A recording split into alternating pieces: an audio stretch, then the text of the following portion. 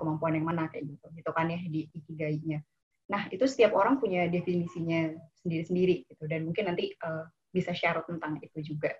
Cuman mungkin untuk sampai ke soal Ikigai ini, tentu saya nggak kenal Ikigai ini dari kecil ya, itu aja baru tahu tahun lalu gitu ya, dikenalin sama Kak Rizky. Jadi proses untuk sampai akhirnya meyakini bahwa apa yang dikerjakan ini memang Ikigai saya gitu, ataupun sesuatu yang menjadi gairah hidup saya, dan kalau ditanya kamu nggak pengen ini, nggak pengen itu, bisa untuk langsung bilang nggak pengen ataupun nggak mau, ya prosesnya panjang gitu. Itu proses seumur hidup sih akhirnya, karena kalau mau mulai dari flashback ke belakang, saya hidupnya agak lumayan nomaden gitu ya, lumayan pindah-pindah, dan setiap pindah tuh selalu bawa beberapa hal yang membekas sampai sekarang gitu. Dulu kecil sempat sampai kelas 4 SD itu sempat di Aceh gitu, dan kebetulan waktu itu lagi konflik sehingga ada beberapa hal yang saya bawa pulang, maksudnya akhirnya menempel gitu dalam diri saya gitu. Nah ini mungkin kebetulan banget hari ini juga hari anak gitu ya. Jadi apapun yang terjadi di masa kanak-kanak tuh membekasnya sampai sekarang dan membentuk tubuh sama jiwa sampai sekarang gitu. Saya akhirnya mempercayai itu gitu. Apa aja sih yang waktu itu membekas gitu. Yang pertama, ternyata selama konflik ataupun apapun keriuhan yang terjadi di luaran gitu, termasuk sekarang gitu ya kan, ini juga lagi dalam kondisi yang tidak ideal gitu ya, itu dampaknya itu akan selalu banyak gitu buat anak-anak gitu, akan selalu, dan mungkin itu akan diingat seumur hidupnya gitu. Kemudian yang kedua, karena waktu itu juga punya saudara di Jawa, sehingga ada juga gitu informasi yang akhirnya saya dapat gitu, bahwa kehidupan kami di sana cukup berbeda dengan kehidupan yang ada di sini gitu. Dan itu tuh jadi mikir bahwa ternyata kita walaupun di negara yang sama, ketimpangan itu ada gitu, ketidaksetaraan itu ada. Itu. Dan yang ketiga, karena waktu itu tiba-tiba nemu satu atau dua buku gitu ya, cerita tentang kenapa sih akhirnya GAM itu ada. Entah kenapa saya tuh jadi keinginannya gitu ya, cita-cita profesi sih waktu itu guru ya, karena guru yang paling dekat sama kehidupan. Tapi yang ada keinginan lain yang bentuknya bukan profesi gitu. Saya waktu itu pengen di Jakarta, entah gitu mau ngapain, tapi kayak aku tuh pengen lihat gitu. Saya tuh pengen lihat gitu Jakarta tuh kayak apa sih, sehingga orang ataupun orang lain yang jauh dari sana bisa akhirnya merasa dia perlu iri gitu dengan apa yang terjadi di Jakarta atau di Jawa gitu. Dan waktu itu saya nggak tahu sih caranya gimana gitu. Dan itu mungkin membekas dan selalu jadi api yang sampai sekarang masih hidup gitu. Dan setelahnya pokoknya semesta akhirnya membawa ke Jawa gitu ya, pindah, dan ternyata saya pikir walaupun ini bukan daerah konflik, yang dialami itu juga nggak mudah juga gitu, karena maksudnya orang-orang menganggap bahwa saya orang Aceh gitu waktu itu, dan mulai itu krisis identitas, karena di Aceh dia nggak orang Jawa, di Jawa dia nggak orang Aceh, dan berbagai macam stereotype gitu. Dan disitulah kayak mulai kesel dengan kenapa sih orang mempermasalahkan suku gitu. Padahal maksudnya masih anak kecil, terus masih ngeributin suku-suku, main ya main aja gitu. Mungkin itu juga yang akhirnya sampai sekarang kalau ada isu-isu tentang suku atau stereotype terkait sesuatu tuh jadi triggering gitu ya buat saya sendiri gitu. Itu apinya tuh ada di situ gitu di zaman-zaman SD. Kemudian lanjut ke SMP dan SMA ketemu orang baru lagi. Dan saya lanjutin sekolah tuh memang selain memang orang tua kekeh gitu ya untuk anak-anaknya tetap sekolah, walaupun saya kondisi keluarga yang sebenarnya secara support mungkin tidak cukup bisa memenuhi, ada orang-orang guru-guru sih terutama gitu ya, yang memastikan bahwa saya tuh harus lanjut sekolah. Saat itu sih setelah akhirnya lulus SMA gitu ya, itu jadi kayak mikir mereka tuh nyari apa sih melakukan ini gitu. Dan mungkin ini juga ada, Pahen dulu pernah nanya gitu, kamu ngelakuin ini kalau hasilnya nggak kelihatan gimana gitu. Nah itu saya refleksikan ke pertemuan dengan orang-orang yang pernah menjadi jembatan saya sampai sekarang gitu. Mereka juga kayaknya nggak punya ekspektasi dan nggak tahu bakal ngeliat hasil apa gitu dengan waktu itu menjadi jembatan saya lompat dari tempat ini ke tempat itu gitu. Dan saat itu juga pas SMA itu, lulus SMA gitu, akhirnya mikir saya mau jadi orang yang seperti itu gitu. Jadi jembatan untuk orang lain menemukan ataupun ya menemukan impiannya atau apalah itu sebutannya kayak gitu. Intinya jadi orang yang bisa mereka bukan orang yang terkenal gitu. Mereka kalau dicari di medsos ataupun di mana-mana ya nggak ada gitu nama-nama guru-guru yang pernah bantuin saya. Cuma mereka berarti buat satu manusia ini dan mungkin manusia-manusia yang lainnya. Kayak gitu sih. Dan pas masuk kuliah ya akhirnya akhirnya memutuskan untuk saya nggak hidup seperti waktu sekolah lagi, karena pas sekolah tuh isinya lomba-lomba ya untuk bertahan tetap sekolah, harus ikut lomba-lomba dan segala macam, dan saya nggak mau ikut, nggak ingin hidup terus-terusan mengejar prestasi ataupun mengejar puncak gitu. Dan kayak bentuk syukur kuliah akhirnya kayaknya mau belajar di luar itu, gimana caranya untuk jadi jembatan itu gitu sih. Dan di kampus ya akhirnya ketemu banyak ya organisasi dan segala macam, dan akhirnya memang dari tingkat pertama udah ada di dunia sosial gitu. Jadi belajarnya banyak di sana. Dan waktu ngerjain sosial itu juga waktu itu ada satu project yang mungkin jadi diingat banget kenapa sekarang fokus di community development gitu. Dulu ketemu sama dosen yang ngerjain CSR-nya suatu perusahaan gitu ya. Ada satu sesi yang saya ikut, dan ketika itu dosennya presentasi sesuatu ke orang perusahaan, dan kenapa itu menarik dan membekas sampai sekarang, karena kita dari sisi akademisi, kemudian dosen saya ini tuh bisa menjelaskan dengan bahasa yang bisa diterima sama corporate gitu. Jadi dari sisi corporate-nya gitu. Kenapa menarik? Karena kadang kita sering banget gitu ya memasakkan sesuatu dari sudut pandang kita aja gitu. Nggak melihat bahwa orang yang kita ajak kerjasama ataupun orang yang sedang bekerja bareng sama kita itu punya perspektif yang lain, dan kenapa nggak kita coba untuk bisa masuk lewat sana. Dan itu hal yang jadinya oke, ini kayak seru mengerjakan ini, dan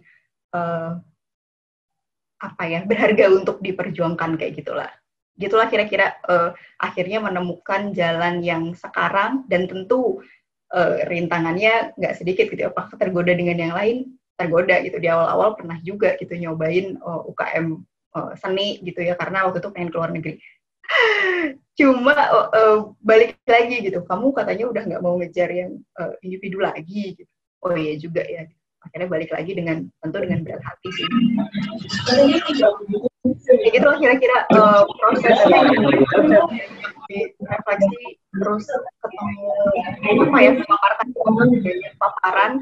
Kalau balik lagi ke Ikigai gitu ya, apakah ini menemukan yang kita suka itu kalau belajar MPASI kemarin tuh ya, kan nyobain satu makanan ke anak-anak sampai anaknya suka itu harus nyobain 15 kali gitu. Gak bisa kalau anaknya nyoba sekali 2 kali terus langsung bilang bahwa anaknya kayaknya gak suka deh gitu. Ya memang nyobanya mencok ke sana ke sini jadi tahu gitu. Akhirnya memang balik lagi sih kayak ke pengenalan diri. Oh iya, ternyata ini sesuatu yang aku senang ngerjainnya gitu. Jadi walaupun capek pasti gitu ya. Cuman gairahnya tuh masih tetap hidup gitu.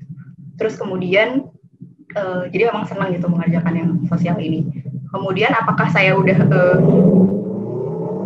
oke ataupun mampu mengerjakan itu? Kalau mampu banget itu belum. Tapi maksudnya kalau dibanding saya suruh olahraga gitu ya, yang itu tuh kayak nggak pernah saya dalemin seumur hidup gitu. Dari sekolah tuh kayaknya pelajaran olahraga tuh sesusah itu. Ya tentu lebih baik gitu ya nilainya gitu. Jadi cukup bisalah mengerjakan ini. Kemudian apakah dunia ataupun sekitaran memang ini sesuatu yang dibutuhkan gitu. Ya mungkin teman-teman juga tahu tentang SDGs ya, Sustainable Development Goals, yang itu jadi wacana dunia kayak gitu untuk banyak bidang yang memang sedang dikejar untuk menjadi pembangunan berkelanjutan gitu. Dan Pomdev salah satu jalan gitu untuk melakukan itu di satu bidang tertentu kayak gitu. Dan yang terakhir, apakah itu maksudnya bagian mana sih yang layak dibayar gitu. Nah hal itu kan sebenarnya ketika kita mengerjakan, iya nggak bisa juga kalau kitanya nggak nggak penuh dulu gitu ya jadinya, dan ini memang bisa ada sesuatu yang bisa dibayar dengan mengerjakan ini. Itu sih kira-kira untuk yang kalau dikaitkan dengan ikigai dan gimana proses menemukan apa yang menjadi gairah ataupun why-nya ketika melakukan sesuatu. Itu teman-teman kalau dariku gitu ya. Tentu ini kan nggak mungkin dialami sama semua orang, bahkan mungkin ya nggak mungkin dialamin karena ini personal banget gitu ya. Dan di sini sih harapannya kita masih bisa share juga supaya perspektifnya ataupun cara-caranya bisa lebih kaya lagi. Jadi boleh teman-teman 1, 2, atau 3 orang yang mau share juga proses menemukan why-nya atau proses mencarinya gitu. Nggak harus udah ketemu. Boleh yang mau cerita bisa langsung open mic atau nulis di chat kalau emang mau sharing juga. Monggo. Atau raise hand juga boleh.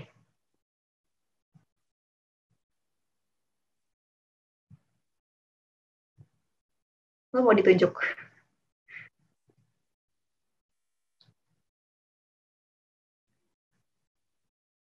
Masih bingung kali, Mbak.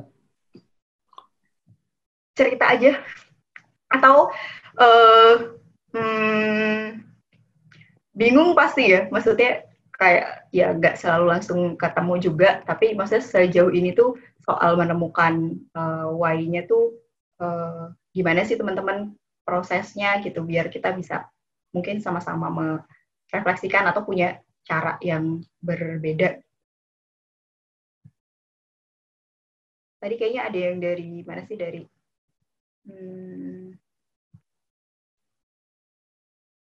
yang udah absen. Ada Lampung, Mbak ada Hainun Tegal. dari Madiun, kayak paling timur ya. Boleh Mbak Hainun.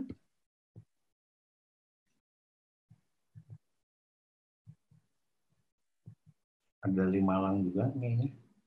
Ada juga yang dari lagi. Malang. Boleh di-share. Atau kalau misalnya belum ada yang mau share, aku nanya Pak Henry deh kalau gitu. Pak, kalau dari perspektifnya Pak Henry gitu soal tadi kan itu hal-hal yang saya temui di sampai sekarang gitu kan. Pak Henry kan udah melanglang lebih banyak, lebih luas lagi gitu. Paparannya lebih banyak gitu. Nah itu dari perspektifnya Pak Henry tuh gimana sih Pak soal why, benar nggak sih, atau mungkin ada hal lain gitu yang luput dan belum saya temukan gitu. Selamat malam semuanya yang ada di beberapa kota tadi, ada Jogja, ada Lampung, ada Madiun, ada Malang, ada Tegal, ada Tangerang, ada Bogor, ada Depok, Cirebon, Bekasi, Tasikmalaya, ada Arif ya. Selamat malam semuanya, terima kasih telah hadir di Garasi Gagasan Kolaborasi. Tadi mungkin Mas Rizky udah sempat menyampaikan Garasi itu apa, adalah wadah kita untuk saling sharing hal-hal baik dan berkolaborasi gitu ya. Terus tadi saya lihat ada yang namanya Retno juga, kayaknya Retno itu penggagas dari Artery Project. Jadi mungkin nanti satu waktu bisa sharing juga di Garasi ini. So basically sebenarnya mungkin kalau Uma bilang saya udah duluan, kan ini masalah siapa yang duluan aja sih, Mbak. Siapa yang duluan aja. Kebetulan saya udah duluan aja. Nah, duluan itu artinya konotasinya bisa karena saya udah lebih tua aja, karena lahir duluan, makanya bisa bercerita gitu. Tapi bukan berarti bahwa teman-teman yang masih di bawah 30 atau di bawah 25 atau di bawah 20 juga tidak bisa bercerita. Kadang-kadang kecepatan orang kan beda-beda ya. Ada yang baru lahir dia udah tahu why-nya kenapa dia lahir, juga ada yang setelah 50 pun dia baru tahu, oh kenapa ya aku hidup, itu juga baru ada, bisa macam-macam. Tapi jelas buat saya pribadi sih, why itu adalah sebuah pertanyaan untuk mengolah otak kita berpikir sih. Kenapa? Jadi nggak cuma tentang bagaimana kita melewati path kehidupan, tapi juga pada saat kita menerima misalnya informasi-informasi yang ada di sosial media. Kenapa? Bener nggak? Dan sebenarnya kata why ini bisa mengasah kita untuk menjadi lebih kritis, lebih kritikal. Nah, untuk bisa kritikal tadi, mungkin satu elemen yang lagi diperlukan adalah wawasan. Makin banyak wawasan kita, makin banyak wawasan itu bisa didapat dari buku, bisa didapat dari nonton YouTube bahkan, bisa didapat, tapi yang paling utama dari jalan-jalan sih sebenarnya. Makin sering teman-teman jalan-jalan, makin banyak wawasannya, makin banyak yang bisa direfleksikan dalam kehidupan. Sehingga memang why itu hanya untuk men-trigger sebuah pertanyaan trigger untuk kita sendiri berpikir dan kita sendiri menemukan. Karena saya sama Uma atau Rizky belum tentu bisa ngasih tahu why-nya Anda kayak gimana. Bisa jadi why-nya saya, why-nya dia, why-nya mereka kan pasti beda-beda. Tapi why adalah sebuah kata pertanyaan permulaan yang men-trigger atau mendorong kita untuk berpikir, menggunakan otak kita kenapa begini, kenapa begitu, gitu.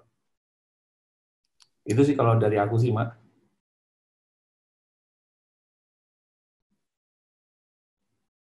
Ya, masih mute. Ya, berarti why itu pertanyaan awal gitu ya, Pak ya. Maksudnya itu bukan segala-galanya gitu. Nah, Pak Hen sempat mention tentang bahwa umur ataupun ya tadi yang lahir duluan itu sebenarnya belum tentu bahwa dia mungkin sudah menemukan why-nya duluan gitu. Nah, ini terkait tentang waktu nih, Pak. Sebenarnya ada waktu ideal atau mungkin wajar nggak sih kalau misalnya di umur-umur kayak 20-an terus galau gitu tentang why-nya, terus di 30 tuh masih galau juga. Kalau menurut Pak Henry gimana tuh, Pak? Ya, kalau saya bilang sih satu hal yang sebenarnya teman-teman pernah sadar nggak sih, sebenarnya ada satu hal di dunia yang benar-benar kita tidak bisa hentikan, yaitu waktu. Ya, waktu itu tidak bisa dihentikan, gitu ya. Nah, jadi kalau teman-teman mau menemukan purpose-nya atau why-nya lebih cepat, ya tergantung mau seberapa banyak waktu yang diinvestasikan atas penemuan tadi. Kalau kita mau wasting time lebih lama, berarti ada akibat yang baru didapatkan nantinya. Misalnya, ada yang saat ini, saya mau sekolah, tapi ntar aja deh kalau udah 50. Ya, berarti ada sebuah konsekuensi di sana. Setelah 50, baru sekolah, maka kemampuan kita untuk mengolah semua informasi tadi, itu tidak akan secepat bila kita sekolah pada saat kita usia 20 atau 25. Gitu. Nah, jadi setiap tindakan itu, satu, waktu itu tidak akan pernah bisa dihentikan, tidak pernah bisa dihentikan. Jadi kalau ada pepatah bilang jangan pernah buang-buang waktu, iya. Jangan pernah telat gitu ya, jangan pernah telat dalam banyak hal. Sholat aja kita harapkan untuk tidak pernah telat gitu ya, sesuai dengan waktu yang sudah di pas ada panggilan. Dan itu adalah sebenarnya mengajar sebuah mekanik kita untuk mengajarkan tepat waktu. Kalau kita janji sama teman, sebisa mungkin tidak melewati dari jam yang sudah disetujui gitu. Atau misalnya kita kita mau naik pesawat gitu, biasanya juga pesawatnya juga terbang tepat waktu. Nah, ini adalah mekanisme yang terjadi untuk kita tidak wasting our time. Apalagi kalau teman-teman pernah tinggal di dunia di negara yang negara 4 musim gitu. Bayangkan mereka itu untuk bisa menanam aja mungkin cuma hanya 1-2 bulan menanam bahan makanan mereka. Dan kita bersyukur di Indonesia itu matahari selalu terbit di ufuk timur dan itu tiap hari selama 365 hari. Jadi bayangkan mereka yang ada di negara 4 musim, di mana ada musim dingin, musim semi, musim musim gugur, di mana tumbuhan itu nggak sulit banget tumbuh gitu ya. Ya mereka harus memplanning, harus merencanakan kehidupannya. Nah, kembali lagi kepada teman-teman, mau satu wasting time-nya, maka ada konsekuensi yang akan didapatkan nantinya, atau memanfaatkan waktunya dengan baik. Nah, pasti kan memanfaatkan waktu dengan baik kan akan dikejar-kejar sama waktu nih, kejar-kejar sama waktu, jadi bingung, jadi galau, informasinya begitu banyak. Ya, kalau aku sih tipsnya paling gini, satu kata yang pernah ada di satu film mungkin tahun 90-an, karena bilangnya gini, life doesn't always turn the way we plan. Jadi manusia itu boleh berusaha, boleh merencanakan, tapi belum tentu juga jalan seperti yang kita rencanakan. ada sebuah kehendak lagi yang akan memberikan approval atau menyetujui hal itu. Tapi manusia harus berikhtiar, harus berusaha. Kalau kita nggak berusaha, nggak akan terjadi apa-apa juga. Kita duduk, sholat 5 waktu, nggak ngapa-ngapain, nungguin duit turun dari langit, kan nggak akan mungkin. Jadi, we have to do something. Nah, to do something, kenapa kita mesti to do something? Kembali lagi pertanyaan why, kenapa kan? Why, kenapa? Kenapa kita mesti melakukan to do something? Nggak ada sesuatu yang gratis, iya. Gitu. Itu kalau sesuatu yang gratis tanpa diusahakan, itu nggak akan terjadi apa-apa. So, finding your way, your why, to find your way. Kalau aku ya, jadi kalau setelah kamu bisa menemukan why-nya, maka kamu tahu menuju kemana. Nah, kenapa sih diperlukan why tadi? Supaya tetap kekeh merekeh ya kalau bahasa Sundanya, apa namanya? Kekeh merekeh dalam konteks yang positif ya, bukan konteks yang negatif, bukan bebel gitu, dan tapi gimana pas kita mencapai sesuatu yang positif tadi, kita tidak tergoda atau kita tetap percaya sama apa yang kita kerjakan. Nah, tinggal nih kita yang percaya kita kerjakan apa? Apakah kita percaya mengerjakan itu berdampak baik atau ini akan berdampak tidak baik buat orang-orang sekitar kita. Jadi lagi-lagi balik lagi ke diri gitu ya Pak ya, mengenali, kemudian waktu pun itu juga kita yang ibaratnya tentukan mungkin nggak bisa, tapi maksudnya kita mengupayakan sebisa mungkin ya jangan nunggu besok-besok kayak gitu kan untuk bisa menemukan why ini. Iya.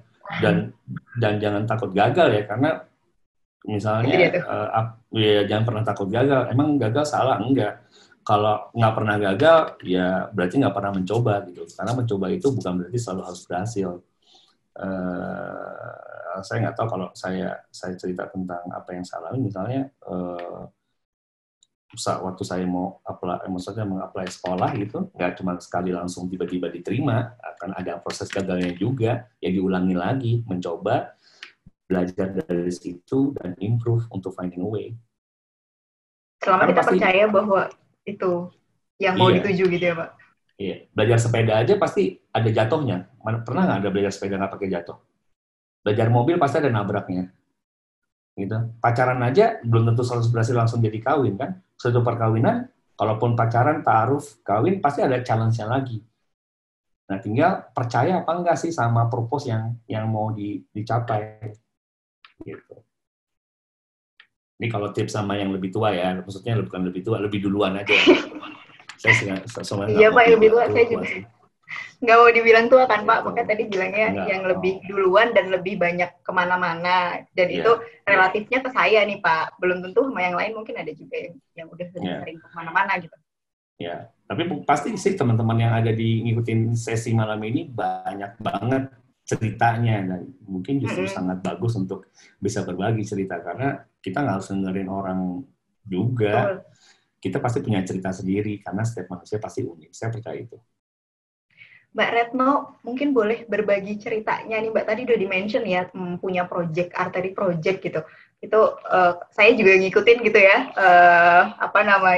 kegiatannya, walaupun belum pernah ikut, tapi kayak di sosmednya. Mungkin boleh cerita gitu, kenapa sih melakukan itu gitu, repot-repot, weekend lagi biasanya. Boleh dong Mbak Retno dibagi perjalanan itu gitu, ke kami juga. Oke, Assalamualaikum warahmatullahi wabarakatuh. Waalaikumsalam. Selamat malam. Selamat malam, Mbak Retno. Posisi di mana nih, Mbak? Lagi di Bekasi, Kak Uma. Salam buat Bekasi. Buat Bekasi. Kirain salam buat yang lain, oke. Oke. Iya, aku bingung nih ceritanya dari mana ya. Mungkin berawal dari dulu mungkin aku pernah jadi salah satunya jadi fasilitator yang ikut program CSR juga. Waktu itu dikelola sama Gagas juga. Kemudian dari situ mulai suka sama kegiatan anak-anak kan. Memang basicnya aku pendidikan, kemudian suka banget kalau ketemu sama anak-anak. terus suka banget ngelihat apa ya, guru-guru kemudian anak-anak tuh bikin sesuatu yang lucu, aktivitas-aktivitas lucu-lucu gitu, sampai akhirnya kayak kepikiran sebenarnya tuh kita tuh bisa loh bikin media pembelajaran yang gampang, terus yang menarik, yang lucu dari barang-barang bekas yang ada di sekitar kita, tapi cenderung kita kadang kayak lupa atau mungkin kayak males gitu. Sebenarnya tuh barang-barang bekas ini nih punya nilai-nilainya tersendiri gitu dan bisa dijadiin hal-hal yang unik kalau menurut saya waktu itu. Nah, sampai akhirnya saya punya sedikit inisiasi waktu itu, pengen bikin satu kelompok yang bisa jadi tempat supaya kita bisa belajar bareng-bareng nih. Tapi pengennya nggak cuma anak-anak usia muda atau untuk anak-anak, tapi bisa semua usia atau semua lintas background pekerjaannya siapapun bisa join di situ, gabung di situ, cerita-cerita bareng, kemudian berbagi pengalaman serta ilmunya sama-sama. Pengennya sih membangunnya dengan rasa kekeluargaan gitu. Nah, berangkat dari situ akhirnya kepikiran nih kira-kira apa ya yang cocok buat bikin satu komunitas atau satu perkumpulan yang tujuannya itu sebenarnya selain bisa buat belajar kita di-upgrade ilmunya, kemudian bisa bermanfaat buat orang lain, kemudian juga ternyata itu bisa menjadi outcome buat kita juga nih, karena itu bisa dijual dan menghasilkan secara nilai ekonomi. Akhirnya kepikiran lah bikin kayak crafting gitu. Ya udah akhirnya karena tadinya juga bingung nih mau ngapain, aku punya tujuan yang seperti ini, kemudian kira-kira mau diaplikasiinnya kayak gimana, karena kan mikirnya susah gitu ngumpulin orang yang emang pengen belajar sama-sama terus kayak nggak kenal banyak orang, nggak banyak kenalan.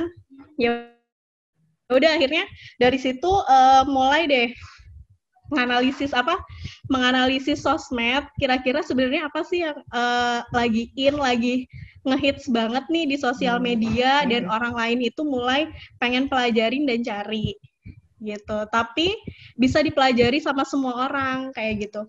Akhirnya ya udah kelas pertama yang mau saya coba buat waktu itu adalah kelas menyulam gitu. Kebetulan waktu itu salah satu teman saya nikah, saya pesen sulaman dari salah satu temen. Nah ternyata pas dilihat ternyata hasilnya bagus gitu dan lucu. Akhirnya jadi kepikiran deh kalau misalnya gimana kalau di awal kelas itu bikin kelas crafting yang lebih fokus ke benang-benang, ke menyulam.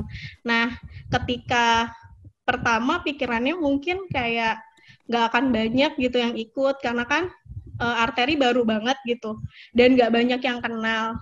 Ternyata ketika mulai post, kemudian ngobrol sama teman-teman yang sama di bidang crafting, kemudian mulai ikut kegiatan-kegiatan crafting di beberapa media online, akhirnya di situ baru deh ternyata banyak juga orang yang memang aware sama bidang crafting ini dan suka gitu. Akhirnya di situ kelas pertama sekitar 20 orang sih yang ikut. Jadi waktu itu bikinnya 2 kali. Hari pertama dan hari kedua alhamdulillah ternyata banyak yang gabung dan itu usianya dari usia remaja sampai yang benar-benar ternyata sudah pensiunan, akhirnya mau bergabung di situ. Akhirnya berbagi banyak cerita. Ternyata tadinya saya pikir crafting itu yang nilainya seperti itu, ternyata banyak banget yang bisa diambil dari peserta-peserta yang lain karena melalui cerita mereka gitu. Sampai situ udah selesai. Akhirnya saya bikin kelas kedua, yaitu kelas decoupage. Itu salah satu kelas melukis dan seni menempel tisu yang sebenarnya in banget tuh waktu itu awal-awal tuh di Perancis sama di Spanyol.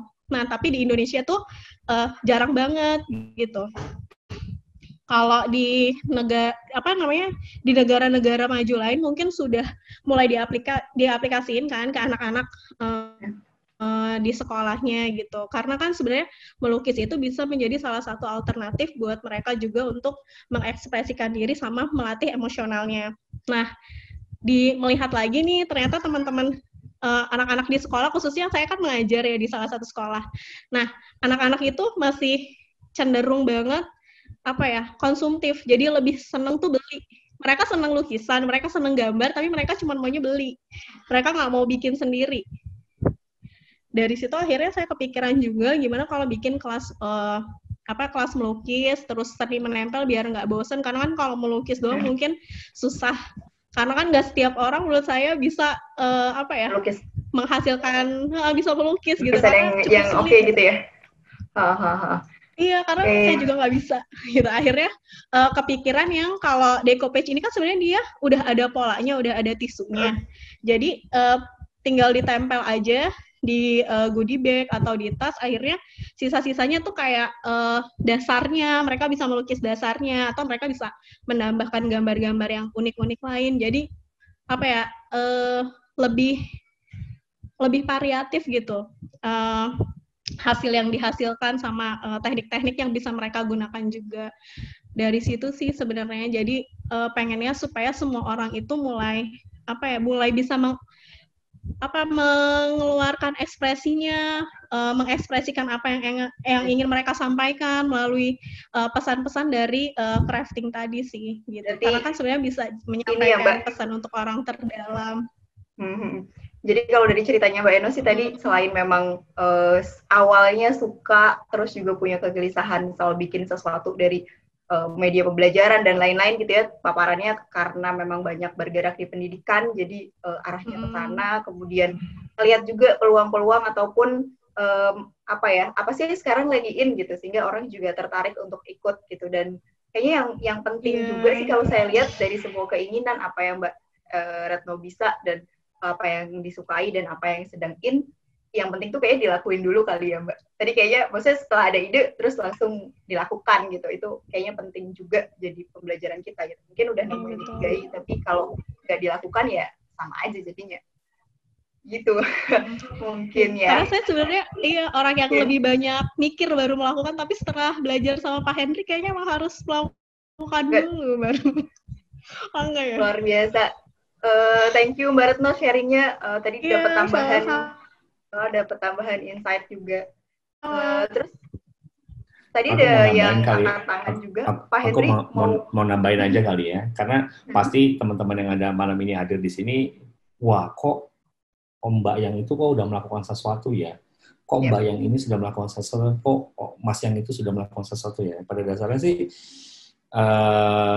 don't compare yourself ya sama orang, apa yang sudah dilakukan sama orang lain, karena it will be tiring you, akan membuat kita capek kalau kita selalu compare ourselves. Sama kayak misalnya kita compare anak kita sama anak orang lain, pasti akan selalu capek. Jadi sama kayak misalnya kayak tadi, saya percaya bahwa setiap rekan-rekan yang ada malam ini adalah rekan-rekan yang sangat unik banget, punya sebuah kebiasaan, selama kebiasaan tadi tidak merugikan orang lain, just open the door, just make a first step without seeing the whole step. Karena kalau enggak akan sibuk jadi galau. Dan gue rasa yang hadir malam ini emang ya mungkin 50%-nya galau kali ya. Kayak enak-enak itu kan galau. Saya juga mencoba untuk ya tidak galau Mas aja Henter Ong nih mungkin galau. Apakah galau malam ini? Nah, kalau tadi galau, memang ini adalah tempat yang tepat untuk menyampaikan kegalauan itu. Ya nggak? Iya, betul. Yang mau menyampaikan kegalauan silakan raise hand aja. Tadi kayak terakhir ada Rima yang udah raise hand. Rim, boleh menceritakan apakah galau atau gimana gitu, Rim? Monggo. Ya, makasih ya Kak Uma. Halo Pak Hen. Hai. Kalau bilang galau, lumayan lah Pak, lumayan galau. Tapi mungkin lebih sharing sedikit nih Pak. Galau banget udah aku lewatin, alhamdulillah. Mungkin ya. Karena dulu pernah tuh di fase yang hampir setahun aku ngerasa minder banget Pak. Minder banget sampai menarik diri di media sosial, menarik diri dari teman-teman, sampai akhirnya melarikan diri ke suatu tempat gitu. Karena aku ngerasa kayak nggak bisa kalau diem terus kayaknya bakal depresi atau gimana gitu loh, sampai di titik itu gitu. Tapi alhamdulillah bisa balik lagi dan menemukan jalannya gitu. Nah, yang menarik sebenarnya yang tadi diceritakan sama Kak Uma dan Pak Hen, yang mau aku tanyain adalah gimana sih kita tahu why kita tuh ada di jalan yang benar gitu loh Pak. Walaupun sebenarnya kita nggak bisa judging itu salah dan benar, tapi kadang keinginan kita tuh nggak sesuai dengan keinginan orang-orang yang ngedukung kita, apalagi misalkan keluarga. Ketika misalnya aku pengen banget nih berjelajah gitu ke seluruh Indonesia gitu atau ke wilayah mana, tapi keluarga nggak boleh gitu. Nah sebenarnya tuh gimana sih cara taunya gitu? Apakah itu tanda-tanda kayaknya harus cari yang lain nih why-nya karena kamu akan tidak menyenangkan keluarga kamu atau bakal durhaka gitu kan kalau ekstrimnya gitu, gimana sih Pak tentang hal itu? Terus yang kedua, aku tadi pagi baca postingan Instagram atau Twitter ya. Pokoknya dia nge-tweet tapi aku baca di Instagram gitu. Dan itu pernah ditulis juga sama Iman Usman tentang privilege gitu. Tadi kalau kata Bapak bilang kadang kalau dalam mencari why itu kita harus punya effort kan, effort untuk mencarinya, berkelana, ngobrol sama orang. Tapi nggak semua orang dapat privilege untuk dapat kesempatan ngobrol dengan orang yang tepat atau ada di suatu tempat dengan vibe positif gitu sampai akhirnya kita ya tadi kayak Mbak Retno ceritakan kayaknya beruntung banget gitu ya punya ide dan bisa eksekusinya gitu. Jadi gimana sih kalau kita nggak punya privilege atau kesempatan itu gitu. Terus yang ketiga sih gimana cara untuk istiqomah Pak? Banyak ya Mbak Rima. Iya, ini mumpung banget ya, maaf ya. Iya, ini tolong celengannya dibuka, itu ada 3 pertanyaan. Ya, makasih ya Kak Uma dan Pak He.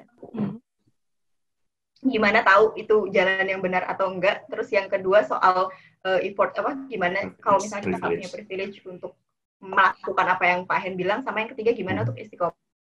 Mungkin yang ketiga kita itu topik bahasan untuk next session ya, Rim. Jadi mungkin gak dijawab dulu.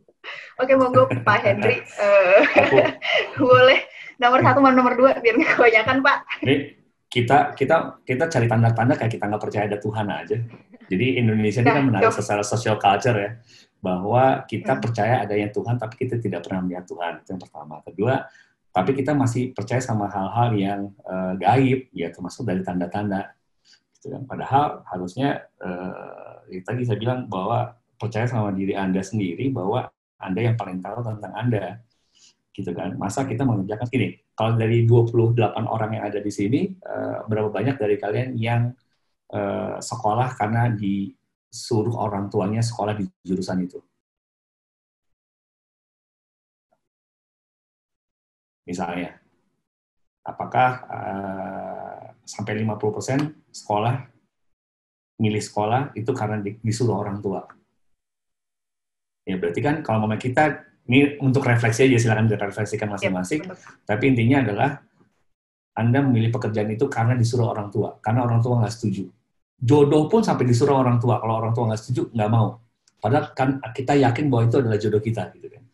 Jadi sebenarnya kita ini hidup secara social culture karena melakukan untuk orang lain. Sama, mirip aja sama misalnya pada saat kita posting di Instagram ataupun di Facebook ataupun di media sosial lainnya, kita berharap di-like sama orang. Kalau nggak di-like sama orang, kita depresi. Pernah nggak merasakan itu? Ya, kalau Anda merasakan hal-hal tersebut atau mengalami hal tersebut, berarti saat ini masih melakukan sesuatu karena orang lain, bukan karena diri Anda sendiri. Berarti Anda belum ketemu why-nya. Karena melakukan ini pengen dipuja, pengen dilihat, pengen gitu. Kalau bahasa marketing itu adalah wants, bukan needs. Nah, kalau udah wants, wah, kamu mau beli barang iPad, gue mau beli kamera, gue mau beli baju bagus, itu semua tentang wants. Artinya kita masih bicara tentang diri kita sendiri. Nah, tanda-tandanya, ya tadi itu tanda-tandanya udah tanda-tandanya bahwa kita masih melakukan buat orang lain.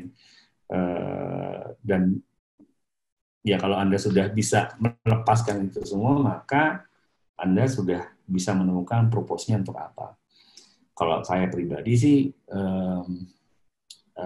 tandanya kayak gimana? Selama Anda teman-teman tidak melakukan hal buruk. Hal buruk ukurannya apa sih? Hal buruk adalah pada saat hal tersebut tidak merugikan orang lain. Merugikan orang lain itu dalam artian membuat orang lain jadi miskin misalnya, membuat orang lain jadi terluka hatinya misalnya, maka Anda sudah melakukan hal yang benar. Karena bicara tentang hablu Milanas gitu kan.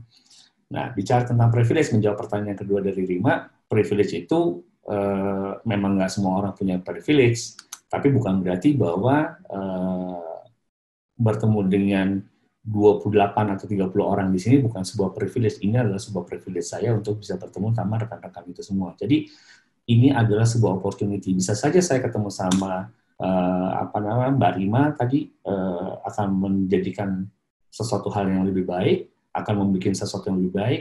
Saya ketemu sama Mas Ade atau misalnya atau Mbak Sinta akan di forum ini akan menghasilkan sesuatu yang baik juga dan tidak merugikan orang lain juga mungkin saja. Jadi ini kalau saya bilang sih adalah sebuah silaturahmi yang baik agar kita bisa saling berkenalan dan mengenal dan saling belajar satu sama lain gitu. Itu bicara privilege ya. Jadi privilege itu bukan berarti bahwa kita ketemu lingkungan yang lingkungan kepresidenan kemudian itu jadi privilege yang selalu kita agung-agungkan. Enggak, dengan kita ketemu dan bersilaturahmi sama sesama kita adalah sebuah privilege yang sangat luar biasa. Ketemu yang dari Tegal, ketemu yang dari Bogor, ketemu yang dari Madiun, itu adalah sebuah privilege. Gitu, kalau buat saya ya. Tapi terserah, ini kembali lagi ke rekan-rekan gimana melihatnya. Bicara poin yang ketiga, istiqomah, itu adalah bicara persistensi. Kan? Istiqomah kan bahasa Indonesianya persistensi. Keyakinan untuk melakukan itu terus-menerus. Nah, kalau kita percaya seperti layaknya kita percaya adanya Tuhan yang menciptakan bumi dan segala isinya, maka kita percaya bahwa apa yang kita kerjakan akan bisa menghasilkan hal yang baik. Sebuah proses yang baik tidak akan pernah bisa, sebuah hasil yang baik tidak akan pernah mengingkari sebuah proses yang baik pula. Jadi, there's always be a good thing. Ini mungkin normatif ya, tapi mungkin kalau buat saya yang sudah ngalamin beberapa hal ya, itu sebuah yang sangat proven. Kita percaya ada yang Allah ya, ada Tuhan ya, kita percaya kita melakukan ini dengan hal tidak merugikan yang lain. Oke. Itu that's why. Kalau dari Pak Hen gimana caranya memaknai itu ya Pak ya? Maksudnya apa yang terjadi sama kita itu bisa jadi kita anggap sebagai mungkin kelihatannya bukan sebagai privilege, tapi bisa aja itu sebenarnya privilege juga. Nah, kalau Pak Hen sendiri nih Pak, dulu sampai meyakini ataupun menemukan kenapa melakukan ini tuh prosesnya gimana sih Pak? Kayak pernah ganti tujuan misalnya atau gimana gitu Pak? Mungkin bisa di-share juga gitu supaya kita juga nggak takut ataupun ya bisa belajar juga dari situ gitu Pak. Ya, oke. Sebenarnya kok jadi tentang gua, bukan. Sebenarnya ini kan tentang teman-teman yang ada di sini ya. Itu yang paling penting. Karena teman-teman kan kita ketemu di forum ini adalah untuk saling cerita. Tapi kalau aku boleh sharing sedikit, nemuinnya gimana sih, Mak? Ya bener nggak sih pertanyaannya gitu?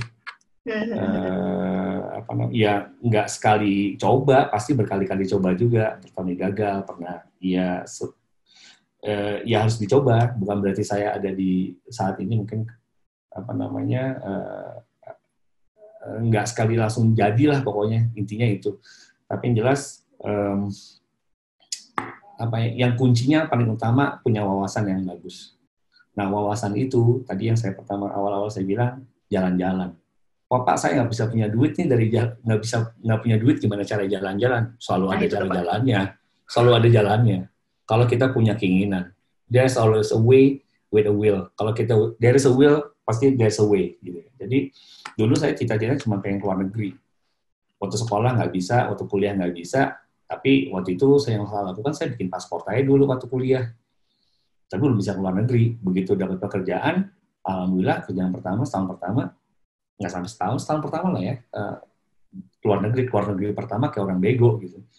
Sangat kayak orang bego banget. Gitu. Tapi lama-lama ya jadi biasa kan, karena pasti selalu ada hal yang pertama dalam hidup. Gitu. Dan berarti intinya nyoba juga ya Pak ya, maksudnya ya, nyobain itu sampai dan nggak selalu berhasil sampai akhirnya sampai percaya sama apa yang dikerjakan sekarang gitu Pak. Ya, tapi bisa nggak sih Pak? Kenapa? Bisa nggak sih kita ganti tujuan gitu Pak di tengah-tengah pas udah? Bisa aja. Ketemu gitu. Bisa aja. Kenapa enggak? Karena kita punya purpose kita di satu saat tertentu, satu periode waktu tertentu ya. Misalnya waktu itu saya pengen kalau saya ini refleksi ke cerita saya kerja di perusahaan multinasional itu, saya selalu begitu lulus saya pokoknya kerja di perusahaan multinasional, nggak mau perusahaan nasional. Kenapa multinasional? Karena di situ saya bisa belajar banyak dengan mekanisme sistem sih. Tapi bukan berarti di sana tidak ada compare. Ada teman saya yang jadi kerja di perusahaan multinasional kemudian ditempatkan di Denmark, immediately setelah itu juga ada. Tapi saya nggak mau compare. Kenapa? Kalau saya compare nggak kelar-kelar hidup saya. Saya harus bersyukur dengan apa yang saya jalanin. Jadi saya jalanin ya ada masanya. Kemudian saya merasa wah kayaknya bosen nih gini-gini aja dan kebetulan saya juga melihat saya traveling ke beberapa negara juga, jadi saya melihat wah kenapa bangsa ini masih kayak begini adalah karena kita kurang jalan-jalan. Jadi kalau bicara tentang celotehan kurang piknik itu memang begitu. Bener. Karena kurang piknik itu makanya kita jadi wawasan kita menjadi lebih limit gitu. Tapi bukan berarti jalan-jalan itu nggak harus pakai duit sendiri, kok bisa pakai duit orang lain. Dan saya pernah lakukan itu. Saya rasa juga Uma juga pernah jalan-jalan ke luar negeri tanpa duit sendiri kan. Ya, pasti sih banyak yang senyum-senyum tuh. Banyak yang udah pernah jalan-jalan ke luar negeri tanpa duit sendiri kan. Benar Pak. Jadi perluas wawasan ataupun paparan di diri kita sehingga bisa menemuin itu gitu ya, terpapar banyak. Ini ada satu lagi yang mau sharing Pak, Ayenda. Boleh open mic. Monggo Ayen. Halo Uma.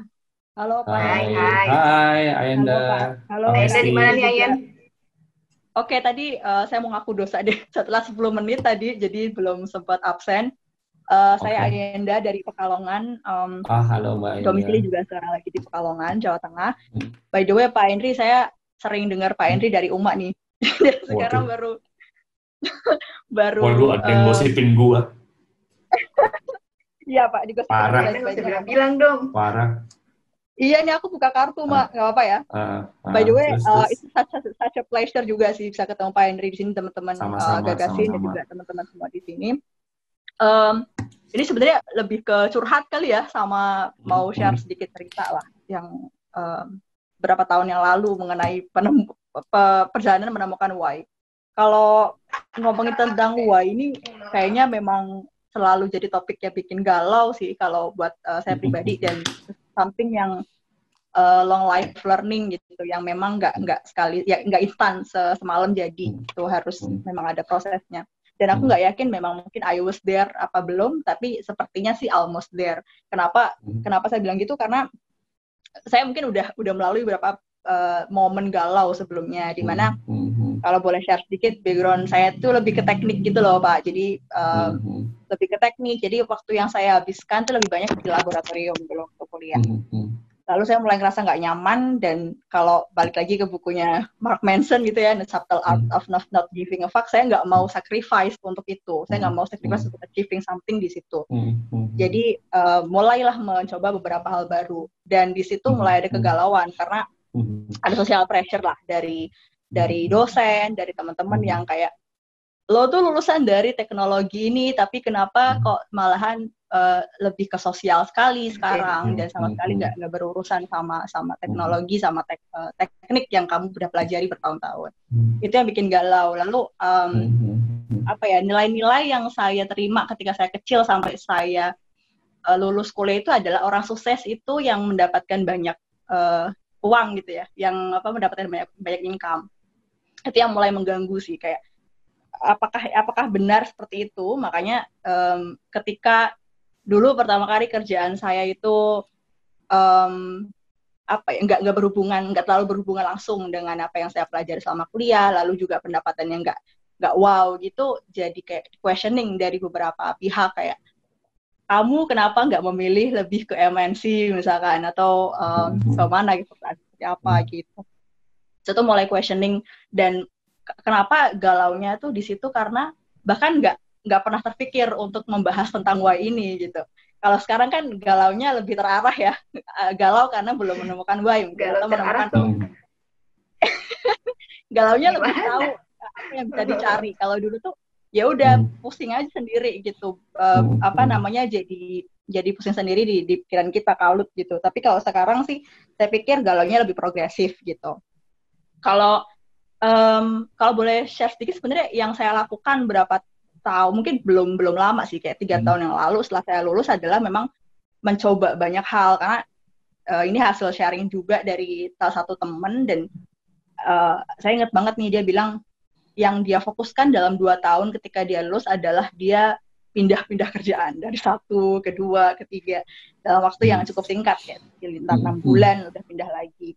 Dia mencoba untuk mencicipi banyak hal dan refleksi gitu ya.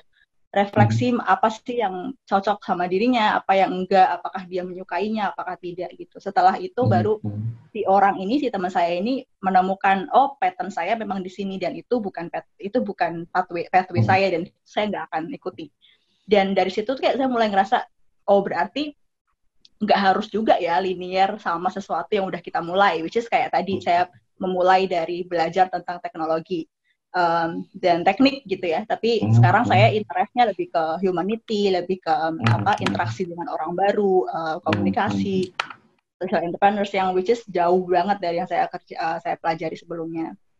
Jadi kalau yang saya alami sekarang sih, yaitu mungkin why-nya belum strong gitu, belum kuat dan belum define kayak this is my way. Tapi kalau saya rasa sih kayaknya tuh saya suka untuk menjadi mak comblang. Dalam artian mak comblang adalah saya tahu nih ada pihak yang memang tahu atau bisa mengidentifikasi need-nya adalah A gitu, dan ada a bundle of resource yang saya tahu dia juga bisa offering A gitu, dan saya bisa menikmati proses jadi mak comblang itu ketika orang A ini ketemu sama orang yang bisa offering A gitu. Jadi proses yang saya lakukan di pekerjaan saya sekarang adalah lebih ke situ sih. Jadi mak comblang itu somehow bikin saya walaupun capek tapi mau melek gitu, walaupun saya capek tetap mau begadang. Itu mungkin udah sampai di situ ya, dan saya mungkin masih coba untuk terus mengklarifikasi apakah benar ini yang bikin yang quote and quote ikigai saya gitu sih. Dan berarti balik ke refleksi gitu lagi ya. Ya, dan mengenali apa yang ada dalam diri, nyobain gitu ya. Intinya kalau dari tadi ceritanya Ayen. So, triknya kayaknya gini nih, triknya adalah satu, mesti coba sebanyak-banyaknya, sama kayak pacaran jangan satu orang aja. Pacaran itu 5, 10, Pak Henry ngajarin pilihannya. Oh, enggak, bener kan? Kalau menikah satu orang. Menikah satu orang. Kalau pacaran tuh harus terpapar banyak gitu ya. Kemudian refleksi, cocok nggak sama orang itu? Kalau cocok, teruskan, find your way. Setelah find your way, tahu konsekuensinya kan? Tahu konsekuensinya, ya teruskan di sana. Jadi coba refleksi, maksudnya belajar, bener nggak sih? Bener nggak? Pas kita menikah, pasti kita bertanya diri sendiri, bener nggak ya ini orang ini untuk gua? Gitu ya. Bener nggak sih? Gitu. Bener nggak sih? Bener nggak? Gitu. Akhirnya setelah menikah, find your way aja. Ngomongin why. Ya, karena itu paling dekat sama kehidupan hari-hari kan? Iya. 50% dari sini masih single mungkin? Kalau lihat dari jari-jarinya sih kelihatan ya, Pak. Belum ada cincin. Jadi kemungkinan 50% dari sini masih single. Jadi lepas ya. Sama.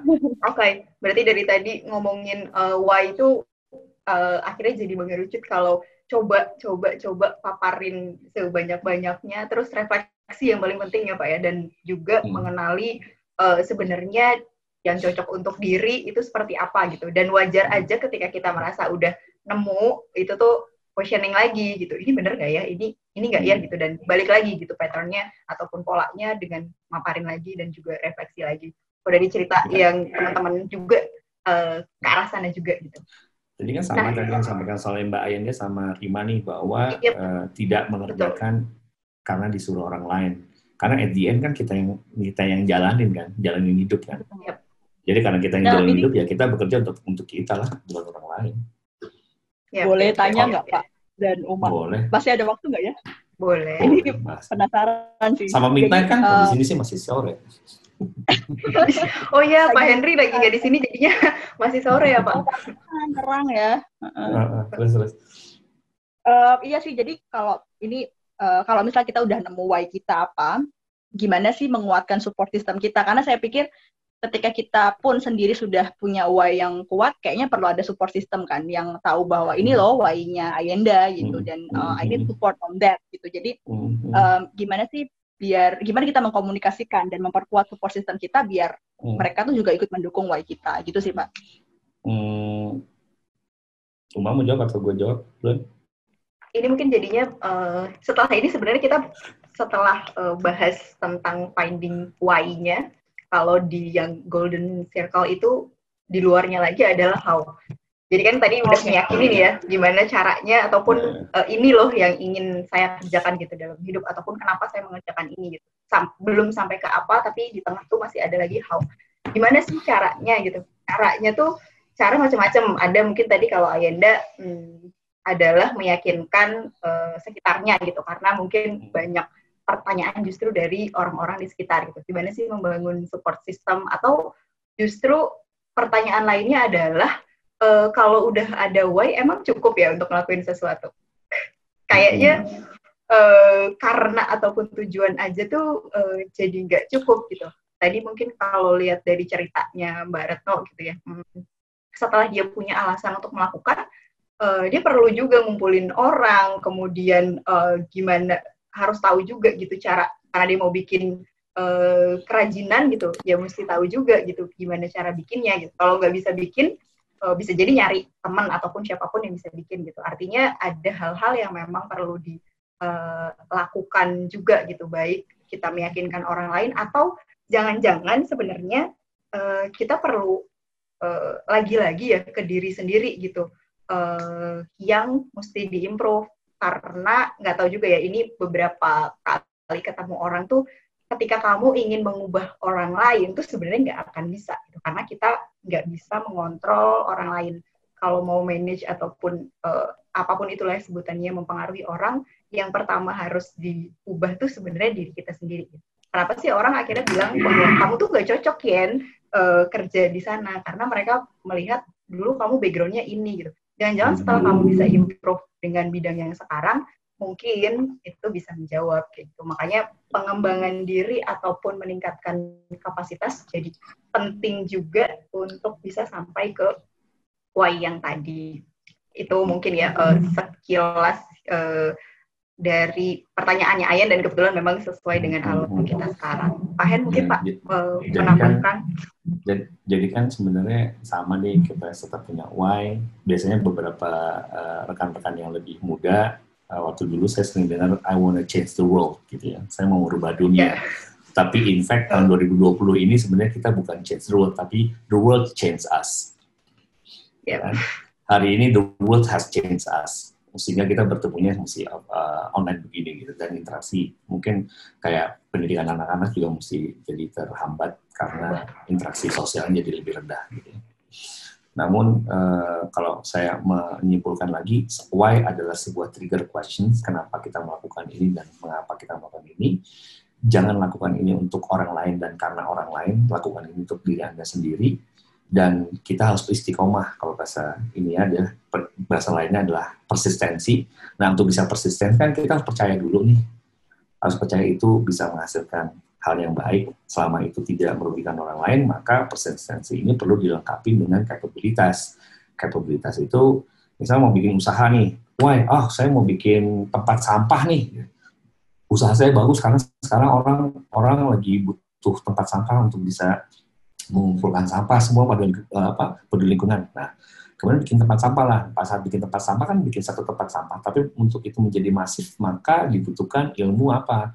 Ilmu desain, misalnya ilmu manufaktur, ilmu distribusi, ilmu leadership di sana, gitu ya. Semua ilmu-ilmu itu dirangkum dalam sebuah kapabilitas agar kita bisa persisten atau istiqomah mengerjakan hal tersebut.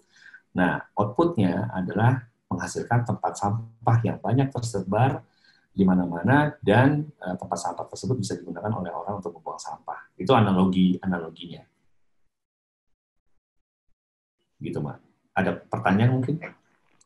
Atau terlalu simpel analoginya? Ya Pak, justru kan semakin simpel semakin mudah dipahami gitu ya. Jadi intinya dari why itu perlu ya tadi kapabilitas yang ditingkatkan supaya bukan tujuannya untuk bikin orang ataupun mendapat dukungan orang lain lagi-lagi ya Pak ya, bukan tujuannya itu, tapi memang ya karena kamu mengerjakan itu untuk dirimu gitu. Ayan, jadi apresiasi orang-orang itu adalah bagian dari hasil yang kita kerjakan sih, bukan sebagai tujuan. Kalau tujuan kita adalah mendapatkan apresiasi orang kan hampir mirip sama kita posting tapi ngarepin like.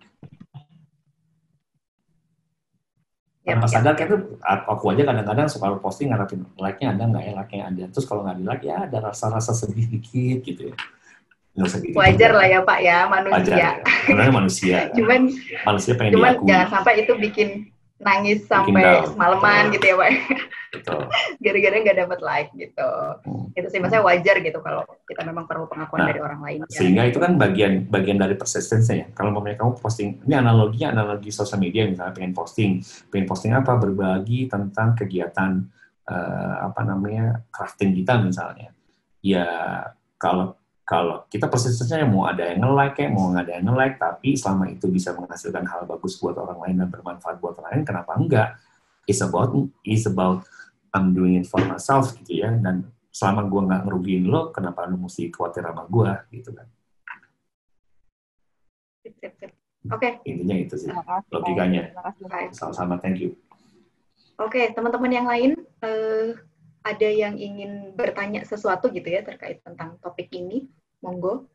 Apakah masih galau juga di malam Jumat ini? Iya, silakan, kalau masih galau nggak apa-apa gitu. Mungkin ada pertanyaan-pertanyaan lain yang bisa kita diskusikan gitu bareng-bareng. Boleh langsung di kolom chatnya, atau kalau mau ngomong langsung juga boleh banget. Monggo. Masih bingung, kadang-kadang gue pertanyaan apa ya kira-kira ya? Iya, pertanyaan tuh apapun yang muncul ya. Kadang nih Pak, mau nanya aja tuh mesti mikir pertanyaanku berbobot nggak bener ya? Nggak, kalau dulu pertanyaan ini bener nggak ya gitu. Zaman saya muda dan saya lebih dulu tuh sempat nanya, ini pertanyaan gue kira-kira bakal diketahui orang lain nggak ya? Nggak ada sebuah pertanyaan satupun yang bodoh sih. Tidak ada pertanyaan yang tidak. Namanya bertanya, ya bertanya pasti nggak tahu lah. Masa bertanya udah tahu, ngapain nanya gitu. Bener. Aja. Kalau udah tahu ngapain nanya gitu kan. Mendingan kalau memang nggak tahu tanya aja. Iya, atau ingin tahu sesuatu tanya aja gitu ya Pak ya. Kalau malu-malu boleh pakai chat. Kalau mau kedengeran suaranya kali aja ada talent scout di sini, Mas Rizky jadi talent scout, kali aja akan jadi ini kan, ya nggak? Sista ini siapa sih sebenarnya? Sistia nih. Atau kalau ada yang nggak mau ketahuan siapa yang nanya, boleh juga private gitu ya, itu boleh, nanti bilang ya nggak usah disebutin namanya juga boleh. Monggo. Silakan. Mbak aku mau tanya. Iya, monggo silakan. Tadi suaranya, mana suaranya? Ria ya? Ya, ya silakan Ria. Buka dong videonya. Ya, mau tanya nih. Tadi kan berulang kali tuh yang aku dengar yang membekas tuh adalah kata-kata reflektif. Jadi kayaknya tuh refleksi tuh kayak mungkin salah satu hal penting gitu ya untuk kita tahu, untuk kita cari why kita itu sebenarnya apa gitu. Nah, mungkin nggak sih Pak atau Bu Uma gitu ya, di fase refleksi itu kita tuh ternyata menemukan lebih banyak pembelajaran yang ternyata tuh hal ini nggak cocok nih di kita gitu. Terus akhirnya kita berusaha lagi buat cari why kita yang baru. Nah, dari proses refleksi itu kita ngedapet nih why-nya kita tuh ada dua yang ternyata berbeda gitu. Misalkan aku kan background-nya bidan gitu. Nah, setelah fase refleksi gitu, terus aku juga pernah di klinik dan pernah di masyarakat gitu ya, di pendampingan masyarakat. Ternyata dua-duanya itu sebenarnya aku ada ketertarikan atau ada alasan tertentu kenapa aku harus di klinik ataupun di masyarakat atau di pemberdayaan masyarakat gitulah. Nah, mungkin nggak sih kita menuju ke dua hal, why-nya itu ada dua dan kita tuh sama-sama berjalan ke dua tujuan gitu.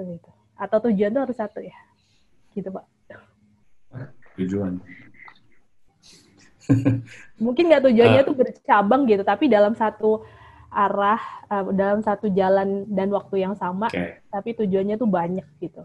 Atau yang baiknya tuh satu. Nah, ini pertanyaan deh, kalau kamu pengen ke Bogor, kamu pengen lewat dua tujuan atau jadi satu tujuan? Lewat satu jalan apa dua jalan? Ya, misalnya. Satu dong. Iya, satu ya sih. Ya udah, itu jawabannya. Tapi kan ya kan?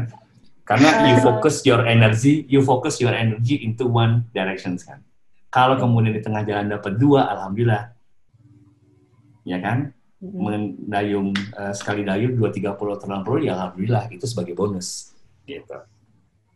Tapi kalau aku mau men-state kata refleksi tadi ya, kalau aku boleh jawab, refleksi itu sama dengan kalau kata bahasa frankly speaking-nya, bahasa langsung ngaca dong gitu. Ngaca itu kan akan lihat kita cocok nggak ya si analogi pakai baju ini, cocok nggak ya? Yang paling nyaman buat kita yang mana? Akhirnya kita menentukan pilihan berdasarkan apa yang paling nyaman buat kita pada saat itu. Gitu kan? Pernah nggak kita ngerasa misalnya pas saat ngaca, baju yang paling nyaman buat kita akhirnya itu aja. Walaupun kita punya baju selemari gitu. Pernah nggak? Nah, analogi yang sama juga pada saat kita menjalani kehidupan. Mana yang paling nyaman? At the end is for us. Bagaimana kita menghabiskan waktu di dunia ini dengan sesuatu yang paling nyaman buat kita. Gitu. Jadi balik lagi ke diri masing-masing ya Pak ya? Maksudnya yang bisa menentukan why itu benar, bukan benar sih, baik atau sesuai sama diri kita itu ya diri kita sendiri dan nggak bergantung dengan orang lain itu tadi. Betul.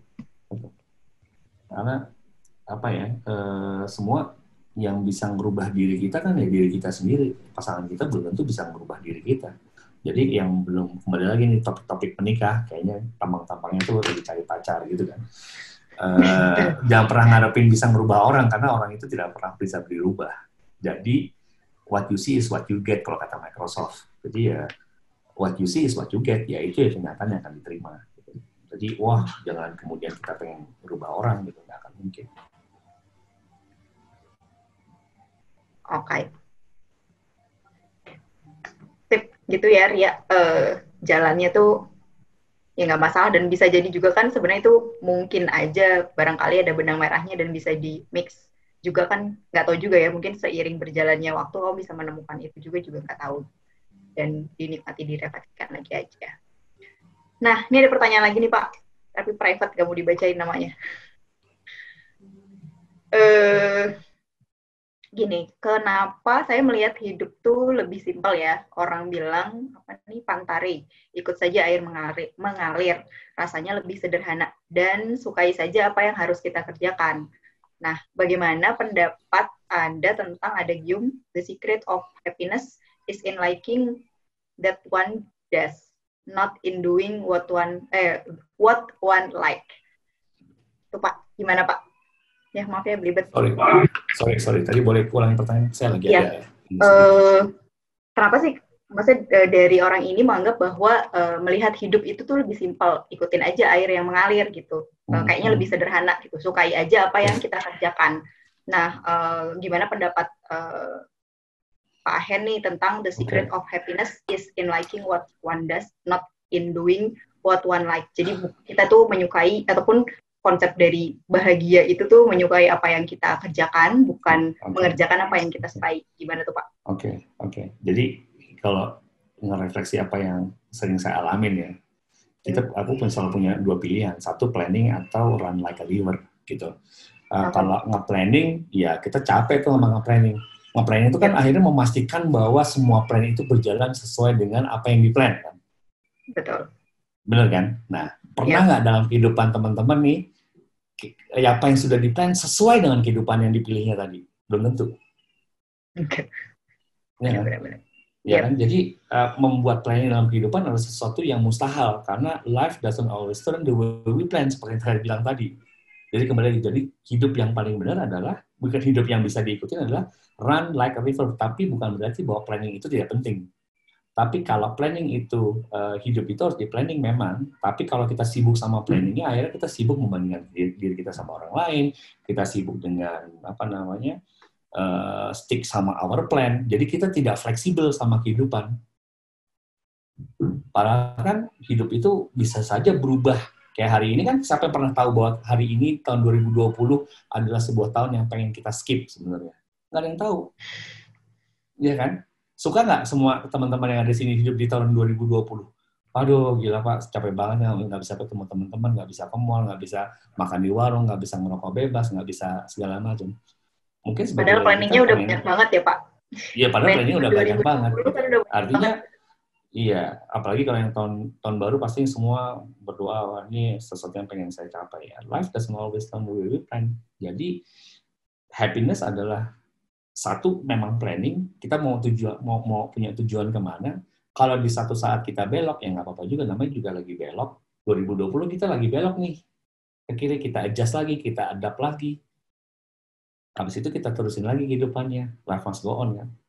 Ini kan kata-kata yang sering banyak teman-teman sering temuin sering dengar, sering baca-baca di Google gitu. Gitu. Jadi ya memang hidup ya harus karena kita yang bikin, kita yang ngedesain sendiri. Tapi desain itu with a purpose. Purpose-nya apa? Kalau misalnya purpose memilih, misalnya kalau saya memilih yang penting saya tidak merugikan orang lain. Apa yang saya kerjakan tidak merugikan orang lain. Ya kan? Kalau saya mengerjakan itu merugikan orang lain, ada yang salah sama apa yang saya kerjakan. Atau ada yang bilang tadi, siapa? Adesti ya? Siapa? Ayanda bilang bahwa sukses adalah dengan banyak duit. Ya, ada juga orang yang bilang bahwa sukses itu adalah bukan berapa banyak uang yang saya bisa kumpulkan, tapi sukses adalah tentang berapa banyak orang yang bisa saya bantu. Nah, karena kemudian lagi percaya bahwa balik lagi diri sendiri. Dan percayalah bahwa seperti kita percaya sama adanya Allah Subhanahu wa Ta'ala, Tuhan yang Maha Esa, bahwa sebuah proses tidak pernah, hasil tidak akan proses yang baik tidak akan pernah mengingkari hasil yang baik juga. Jadi ini bukan kuliah, ceramah malam Jumat, enggak. Tapi efek malam Jumat sih Pak kayaknya ya, efek malam Jumat jadinya bawa-bawa. Enggak. Tapi memang jadi kenapa itu tertulis di dalam kitab agama, karena itu bagaimana sebagai panduan hidup manusia. Sebagai panduan hidup manusia, apapun agama rekan-rekan yang ada di sini, bukan sebagai alat politik. Gitu. Balik lagi menjadi manusia gitu ya Pak? Menjadi manusia, bukan hanya menjadi being human, tapi being human. Ya, bukan human being, tapi menjadi being human. Bukan hanya human being, tapi being human. Iya, being human. Oke, begitu ya tadi dari pertanyaan private. Ada lagi yang ingin menanyakan sesuatu atau mendiskusikan sesuatu? Silahkan.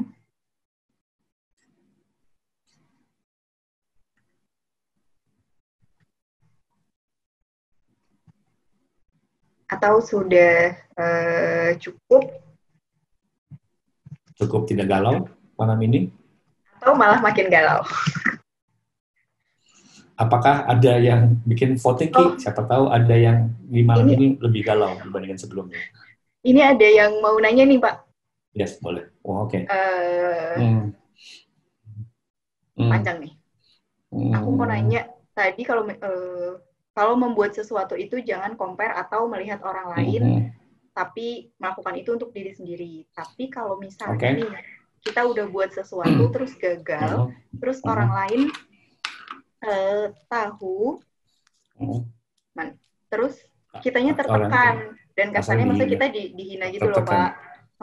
Itu tanggapan kita sebaiknya gimana? Apakah kita hina balik, diem aja, atau gimana baiknya Pak? Kalau hina balik ada untungnya nggak buat kita? Kalau ada untungnya nggak apa-apa, hanya memuaskan ini kan batin kita kan, bahwa kita bisa hina balik. Tapi jadikan sebuah hinaan itu sebagai pecutan bahwa mungkin saja apa yang kita kerjakan belum perfect gitu. Kalau saya sih pernah ngalamin situasi di mana pernah ada beberapa kali, bukan cuma sekali ya, situasi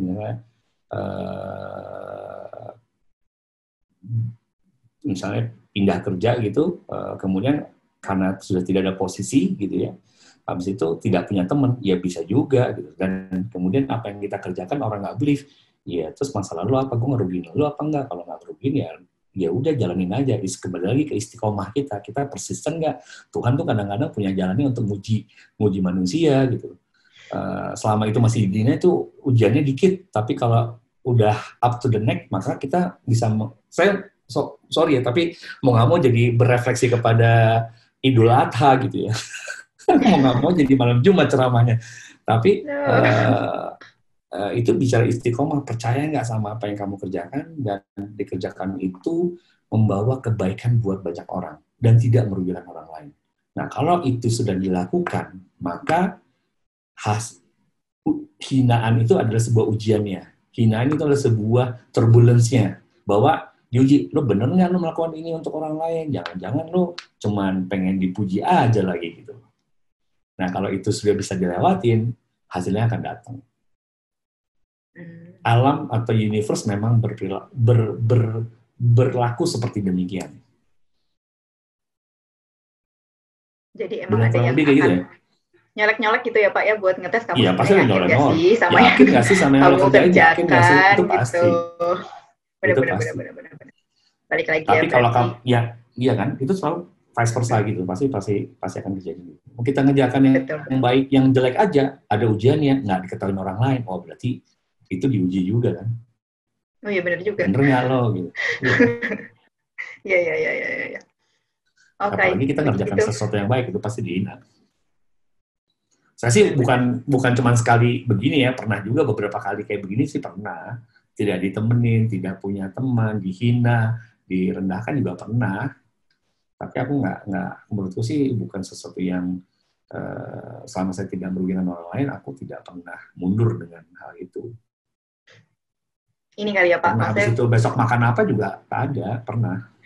Besok nggak tahu makan apa juga pernah. Gitu. Siap. Luar biasa nih Pak. Sampai banyak ya ternyata yang sudah dialami, dan mungkin kalau dari ceritanya Pak Hen sih, kata-kata orang itu, kalau tadi kan Pak Hen bilang bahwa keliling, ketemu orang, kemana-mana, itu tuh berpengaruh banyak terhadap proses kita mencari why-nya ataupun mencari sesuatu yang kita kerjakan gitu. Tapi juga kalau ada yang menghina-hina, ya kita juga bisa cek lagi gitu. Mungkin jadinya kita bisa milih-milih mana sih kata-kata orang yang perlu kita dengar, kemudian yang didengar pun belum tentu dilakukan kan ya Pak ya. Maksudnya oke, yang ini aku dengar karena mungkin itu perlu kita dengar gitu, tapi belum tentu kita lakukan. Mungkin itu sense untuk memilah-milah itu yang perlu kita asah kali ya. Dan buat Pak Hen, karena udah duluan mungkin udah lebih advance gitu. Iya. Itu mungkin tergantung reaksi kita. Nah, salah satu reaksi kita yang bisa kita pakai adalah menjawabnya dengan terima kasih atas pendapat Anda. Oke. Good. Terima kasih atas pendapat Anda. Itu kan berpendapat kan mereka kan. Iya, dia menghina itu kan pasti berpendapat. Terima kasih atas pendapatnya. Tapi pendapat saya demikian. Gitu. Iya juga sih Pak. Terima kasih Pak inspirasinya dalam pilihan jawaban kalau ada yang menghina-hina. Oke, ini ada pertanyaan yang masuk lagi nih Pak. Katanya sebenarnya saat kita sebenarnya sudah punya why dan sudah tahu apa yang harusnya dilakukan, seringkali itu ada gangguan yang akhirnya nggak jadi melakukan, hingga akhirnya berujung menyesal gitu. Nah, di sini tuh sebenarnya yang salah niatnya, atau kita salah ngeset sesuatu dan terlena dengan yang lain ya Pak? Salahnya adalah kenapa nggak dilakukan. Oke. Karena tadi kelamaan mikir kali ya Pak ya? Iya. Kan ibarat kalau mau naik gunung tapi persiapan mulu. Persiapan beli tenda, beli sarung tangan, beli tongkat, beli sepatu, terus nggak naik-naik. Udah naik gunung belum nih lagi persiapan. Sampai tahun 2025 masih persiapan gitu. Ya berarti kita tidak pernah mencoba. Jadi kalau dari ceritanya Mbak Retno, pengen sesuatu langsung dikerjakan gitu ya. Bisa berhasil, bisa gagal loh. Bisa berhasil, bisa gagal gitu. Gagal nggak apa-apa, ulangin lagi dengan cara yang berbeda. Jadi kalau kata Albert Einstein adalah untuk bisa mendapatkan hasil yang berbeda adalah lakukan dengan hal yang berbeda. Jangan melakukan hal yang sama untuk hasil yang berbeda, itu nggak mungkin. Oh iya benar, kata Einstein. Hanya orang bodoh yang melakukan sesuatu yang sama dan mengharapkan hasil yang berbeda. Iya. Jadi kenapa kita mesti membaca biografi dari orang lain adalah bagian bagaimana kita bereaksi dan belajar atas generasi sebelumnya. Siap Pak. Oke. Terus nih dari tadi kayaknya ada yang nyalain video. Mas Arief Nugraha sepertinya ingin menyampaikan. Makin panas kayaknya, makin malam makin panas. Oke. Ini kayaknya anak-anak malam makin panas. Makin anak-anak panas malam nih kayaknya. Kayak udah summer aja panas. Yes, gimana? Ini sih saya mau bertanya ya.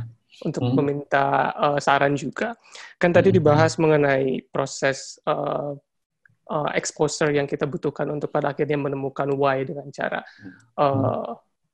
jalan-jalan dan lain-lainnya. Saya sudah melakukan itu semua, bahkan saya sudah pernah kuliah dengan cross major beda gitu Pak, beda sekali dengan jurusan saya sebelumnya untuk benar-benar menemukan atau menambah wawasan saya sehingga akhirnya saya mendapatkan why saya. Gitu. Tapi pada akhirnya setelah saya kesana kemari mencoba profesi yang berbeda juga, tapi ternyata malah makin bingung Pak. Terus sekarang tuh saya kayak, well I think I need to stop for a bit. Gitu. Tapi masih bingung juga gitu Pak. Jadi sebenarnya pas kita lagi benar-benar bergejolak gitu, kayak bingung banget, sebenarnya tambah bingung dengan melakukan apapun juga semakin bingung itu sebenarnya yang dilakukan apa ya Pak? Apa kita butuh mentor, dan mentor seperti apa sih Pak yang sebenarnya baik gitu? Terima kasih. Oke. Ini menarik nih, udah melakukan banyak hal, masih bingung juga ya. Aduh. Iya. Ya, itu tinggal kita punya pilihan kan. Masih punya pilihan nggak? Pilihannya mau stop, mau meneruskan, tapi saya juga agak mungkin butuh cerita lebih banyak sih sebenarnya. Yang dilakukan persisnya apa, dan kemudian harus beralih dari poin A ke poin B dan ke poin C, terus masih bingung, apa yang dibingungkan sebenarnya? Karena kan kalau di masa aku kan kalau di masa saya kan di mana internet belum ada ya, jadi saya tidak pernah compare sama orang lain gitu. Kalaupun compare hanya melihat itu jadi reference teman dekat, lebih siklusnya lebih dekat. Kemudian yang kedua, informasi yang saya peroleh lebih sedikit dibandingkan rekan-rekan yang ada sekarang. Ini kan semua kan dalam situasi semua banjir informasi kan. Nah, apa yang men-trigger ataupun apa yang dibingungkan sebenarnya sehingga harus bingung? Sebenarnya selama saya menjalani hal-hal yang berbeda tersebut, yang saya rasa itu kayak hampa dan tidak memiliki arti untuk diri saya gitu Pak. Jadi kayak belum ketemu. Belum ketemu purpose-nya gitu. Walaupun misalkan background saya sebenarnya English education ya Pak. Terus saya ambil kuliah lagi di educational neuroscience yang agak crossing banget kan itu. Dan baru banget untuk saya waktu itu. Dan saya sudah coba bekerja mengikuti jalur saya education di Indo maupun di luar. Saya mencoba berinteraksi dengan culture yang berbeda, tapi ternyata tetap saja Pak, purpose-nya itu belum lengkap. Saya belum merasa lengkap gitu Pak dengan apa yang saya lakukan gitu. Nah, dari semua yang dicoba itu mana yang paling nyaman? Paling nyaman aja. Selama ini sulit juga sih Pak menjawab itu Pak. Sulit juga menjawab itu, tapi kayaknya masa sih? Education mana yang paling nyaman? Ngajar. Ya udah itu. Oke. Terus pada saat saya merasa istilahnya dry gitu, pada saat melakukan itu apa yang dilakukan Pak harusnya? Jadi yang dibilang tadi sama Mas Arief adalah stop dulu, itu adalah sebuah proses reflektif, gitu kan? Tadi bicara tentang education itu sesuatu yang paling nyaman kan? Benar kan? Itu yang paling nyaman selama ini coba di beberapa sektor, itu yang paling nyaman. Nah, yang pada saat yang paling nyaman itu tiba-tiba kering juga, crunchy juga apa namanya? Bukan crunchy sama garing lah ya. Ini kayak hampa banget gue melakukan ini. Ya bagian stop itu untuk kemudian menjadi helicopter view, melihat lagi benar nggak sih refleksi ini itu ada hal yang benar yang dilakukan. Namun kalau hal tersebut ada yang paling nyaman, itu bisa jadi adalah hal yang akan membukakan pintu ke tempat yang lain. Jadi kayak Doraemon membuka pintu ke tempat yang lain. Dan itu bagian dari turbulence. Kalau kita naik pesawat kan pasti kita punya turbulence kan. Rasa dry itu adalah rasa-rasa turbulence yang akan terjadi. Bener nggak ya si gua gitu ya. Jadi lakukan untuk beberapa saat yang lebih panjang. Jangan-jangan gitu ya. Jangan-jangan kita hanya tinggal dikit lagi, tapi kayak ibarat ngegali terowongan tuh tinggal dikit lagi, tapi kita nggak tahu di belakang sini ada apa kan. Iya. Dan selama itu tidak merugikan orang lain, selama itu masih mendapatkan benefit buat Mas Arief, tapi itu ada hal yang paling nyaman, just do it. Gitu. Oke, Pak. Dry itu kan cuma perasaan kita. Ya nggak? Iya. gitu. Garing. Ya mungkin karena masih sendiri kan pasti. Iya. Iya, carilah pasangan hidup. Tetap ya Pak Henry. Oke. Terima kasih Pak. Sama-sama. Oke. Udah jam 9 nih Pak, waktu Indonesia. Masa? Iya, ini udah jam 9. Di sana belum gelap juga kayaknya ya Pak Henry. Jadi kayaknya masih semangat. Karena sudah jam 9, kita juga saatnya ini sampai jam 9 gitu ya Kak Rizky ya. Mungkin sementara kita sudahi dulu untuk sesi Finding Your Why. Semoga tadi sharing dari teman-teman dan juga sharing dari Pak Hen juga, kayak gitu ya, itu bisa jadi bahan refleksi gitu. Yang pasti ini nggak akan langsung tiba-tiba malam ini langsung pada ketemu why-nya gitu. Atau jangan-jangan malahan jadi pada ragu, itu juga bisa jadi gitu namanya. Malam ini menatap langit-langit yang putih. Namanya refleksi kan akan selalu ya hasilnya nggak beda-beda kayak gitu, dan itu nggak masalah gitu ya. Yang penting memang kita lihat ataupun mengenali diri sendiri sih tadi kalau kata kuncinya, dan merefleksikan itu. Gitu, oke, saya kembalikan ke Kak Rizky. Silahkan Kak Rizky. Mungkin kalau ada pertanyaan yang tambahan, mau ngirim email kemana kali Ki? Konsultasi one-on-one mungkin boleh juga. Nah, Pak Henry udah membuka untuk menjadi mentor dari teman-teman. Pertanyaannya nanti kalau misalnya ini boleh di DM aja ya ke @kolaboratorium, follow dulu, terus teman-teman bisa DM. Terima kasih banyak Uma, terima kasih banyak juga Pak Hen udah ngobrol tentang Finding Your Why. Banyak insight ya pasti ya teman-teman ya.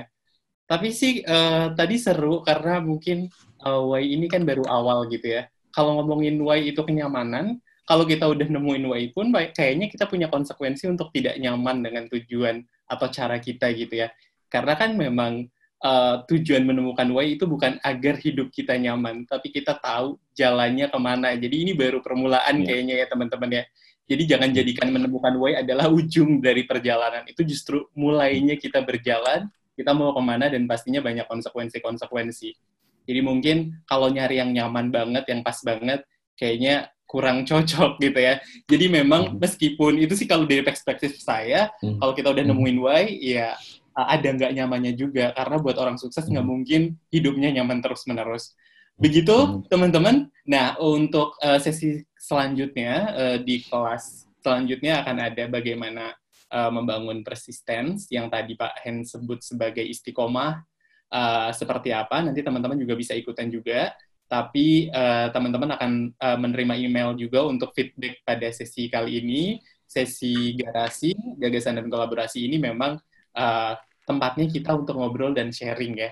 Jadi bukan cuman yang sharing adalah yang menjadi narasumber atau hostnya, tapi teman-teman juga bisa sharing. Mohon maaf, ini sudah 9:09, jadi 9 menit kita lebih telat daripada yang kita kontrakkan gitu ya. Terima kasih banyak teman-teman, tapi saya pengen minta untuk dokumentasi kami. Kami pengen teman-teman membuka kameranya, kita akan berfoto dulu bersama sebelum kita meninggalkan ruangan Zoom kita. Boleh ada 2 halaman ya, jadi saya satu persatu dulu. Saya nggak tahu teman-teman ada di halaman yang keberapa, jadinya tetap posenya samaan gitu ya. Maksudnya ditahan dulu posenya. Oke, silakan yang mau buka kameranya, dan mungkin memang bisa lagi buka kamera gitu ya, tidak di jalan atau nyaman gitu, kita akan foto dulu. Oke, di halaman pertama saya mulai. 1, 2, 3. Oke, tahan. Kita ke halaman kedua. 1, 2, 3. Senyum terbaiknya. Cheese gitu ya. Cheese. Terima kasih teman-teman yang udah menyimak dari awal sampai akhir. Kita akan jumpa di kelas-kelas berikutnya gitu ya. Info-info selanjutnya bisa teman-teman ikuti lewat Instagram di @kolaboratorium.com, @kolaboratorium. Kemudian kalau misalnya teman-teman juga pengen sharing insight malam ini dan akan mendapatkan hadiah menarik, mention aja Instagram kita, nanti Minko akan mengacak dan memilih siapa yang beruntung mendapatkan bingkisan menarik dari kami. Begitu, terima kasih banyak atas atensinya, terima kasih banyak atas waktunya. Senang sekali kita bisa bertemu virtual malam ini.